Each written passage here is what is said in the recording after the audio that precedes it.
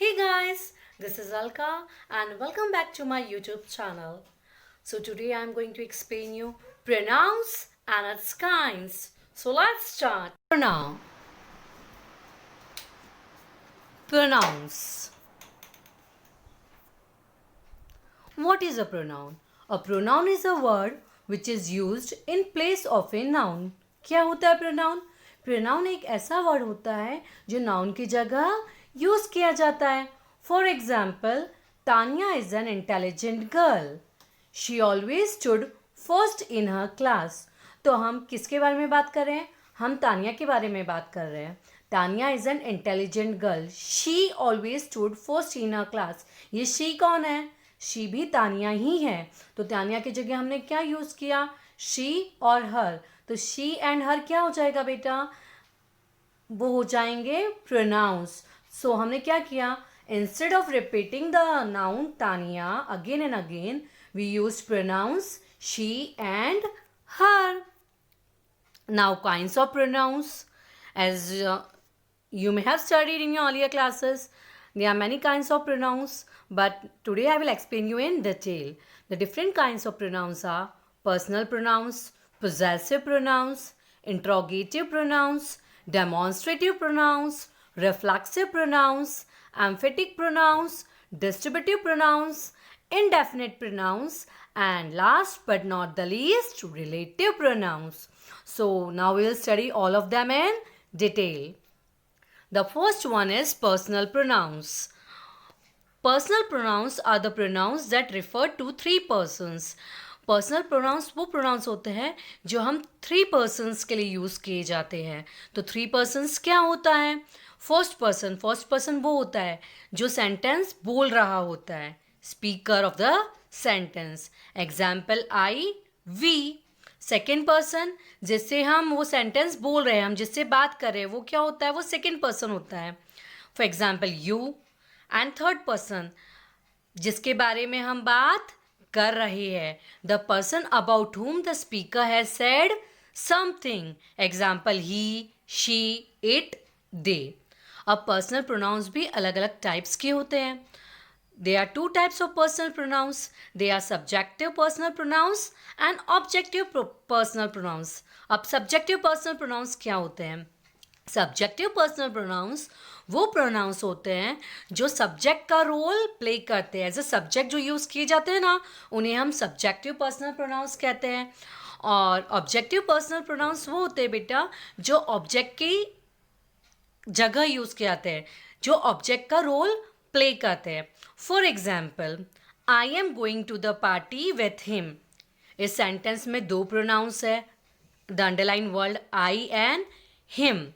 I is playing the role of the subject, so it is known as subjective pronoun, and him is playing the role of object, so it is known as objective pronoun. The next type is possessive pronouns. अब possession का मतलब क्या होता है बेटा?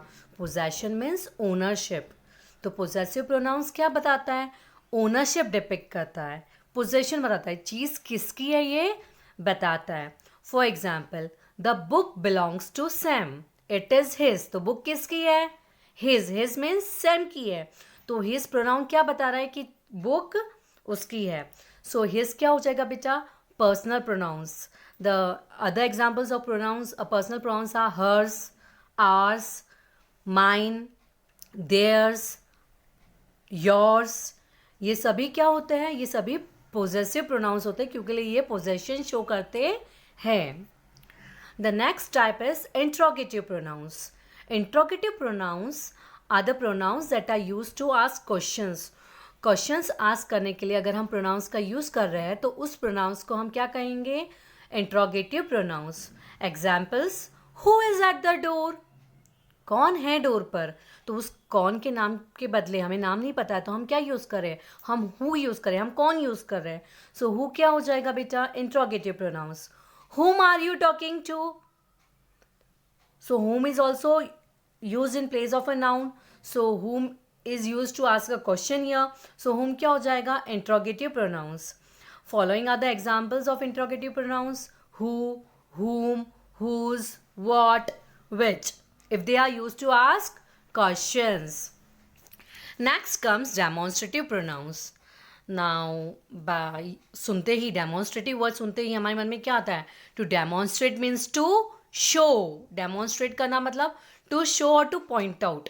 So demonstrative pronouns are used to point out the objects to which they refer. जिस objects की हम बात कर रहे हैं उसको point out कर रहे हैं, अगर हम उसे show कर रहे हैं तो वो word जो use किया जाता है उसी को हम क्या कहेंगे? Demonstrative pronouns.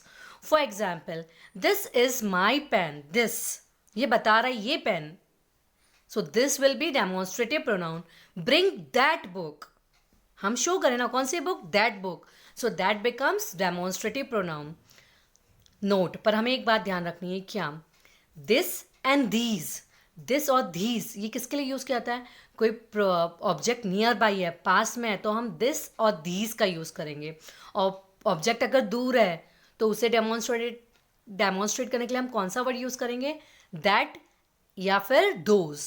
अब सिंगुलर होगा अगर पास में है और एक ही चीज़ है, so we will use this. And दूर है और सिंगुलर प्रोडक्ट है, so will use that. And these are those are used for plural. If it is nearby and are plural, we will use these. और अगर दूर है और बहुत सारे हैं तो we will use those. Hope it's clear. The next type is reflexive pronoun. So reflexive pronouns are those pronouns which are used when the action done by the subject, जब वो एक्शन जो सब्जेक्ट करता है उसका reflection, उसका back action वापस subject पर ही आता है. तो जो एक्शन हुई है उसका रिएक्शन वापस सब्जेक्ट पे ही आ रहा है, तो वो रिफ्लेक्सिव प्रोनाउन होगा. Reflexive pronouns are used when the subject and the object are the same person. ध्यान रखना है ये बात. रिफ्लेक्सिव प्रोनाउन तभी होता है जब सब्जेक्ट और ऑब्जेक्ट दोनों सेम पर्सन ही हो. They are used when someone does something he और she is not expected to do. For example, I hurt myself. मैंने हर्ट किया, किसे किया? Myself. माई सेल्फ ही ऑब्जेक्ट है, मैं ही ऑब्जेक्ट हूँ और मैं ही क्या हूँ? सब्जेक्ट हूँ. सो माई सेल्फ क्या हो जाएगा यहाँ पर? माई सेल्फ हो जाएगा reflexive pronoun. Though she is blind she cooks food herself. Here also herself is reflexive pronoun. And reflexive pronouns are always in compound forms. Emphatic pronounce.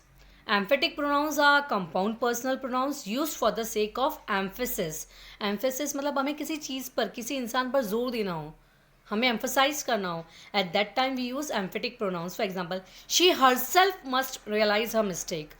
हमें यहाँ पे herself पर emphasize करना है. So herself becomes emphatic pronouns. Distributive pronoun. Pronouns जैसे कि each, either, neither, ये distributive pronouns होते हैं. क्यों? They refer to a single person और थिंग इन अ ग्रुप. वो सिंगल पर्सन या थिंग इन अ ग्रुप को one at a time refer करते हैं. They are always singular in form. वो हमेशा सिंगुलर इन फॉर्म होते हैं, इसलिए उनके बाद हमेशा सिंगुलर वर्ब ही आता है. Each of you should like the video. हम हर एक की बात कर रहे हैं. Each of you should like the video. So each क्या हो जाएगा? Talking about single person one at a time. हम हर सिंगल पर्सन की बात कर रहे हैं. Indefinite pronounce. प्रोनाउंस जैसे कि none, all, some, few, everyone, anyone, everybody, anybody, etcetera are used to refer persons और पर्सन इन जनरल. वो पर्सन या पर्सन्स जनरल वे में आ रहा है, कोई स्पेसिफिक पर्सन की हम बात नहीं करते जब हम इन प्रोनाउंस का यूज़ करते हैं. They are not used for specified persons, they are used for in a general way. I need some books. कौन सी बुक्स है यहाँ पे स्पेसिफाई नहीं किया है, सम. तो some is indefinite, so some becomes indefinite pronouns. The next example, few of my friends will come to the party. मैंने नहीं बताया मेरे कौन से फ्रेंड्स पार्टी में आएंगे. I am just saying few of my friends. So the number of friends और the name of the friends are indefinite. Which friends will come? They are indefinite, sorry unspecified. Specified नहीं है, particular नहीं है. So few क्या हो जाएगा? Indefinite pronoun. The last is the relative pronoun. Relative pronoun नाम से ही पता चल रहा है. रिलेटिव प्रोनाउन क्या बताएगा? Relation. Refer to the noun और pronoun mentioned earlier in the sentence. उस नाउन और प्रोनाउन के बारे में बताएगा जो अर्लियर सेंटेंस में मैंशन किया गया हो. और मोस्टली ये टू सेंटेंसेस ज्वाइन करने के लिए यूज़ किया जाता है. For examples here, this is the boy who stood first in the class. This is the boy. कौन सा boy? Who stood first in the class. So there is a relation between the boy and the person who stood first in the class. और ये relation कौन कर रहा है? ये relation किससे पता चल रहा है हमें? Who से पता चल रहा है. Who word shows this relation. So who becomes relative pronoun. Some important points. Who and whom are used for persons only. Who and whom किसके लिए यूज़ किए जाते हैं? Only for persons. Whereas whose is used for both persons and things. whose का use हम persons के लिए भी कर सकते हैं and things के लिए भी कर सकते हैं. which का यूज़ हम things and animals के लिए करते हैं. that is used for both persons and things, and these are the examples of relative pronouns. Okay, hope you understood what are pronouns and also the different kinds of pronouns. Now it must be cleared.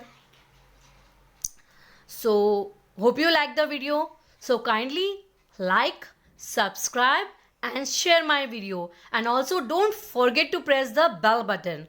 Okay, that's all for today. Bye bye. Have a good day all of you.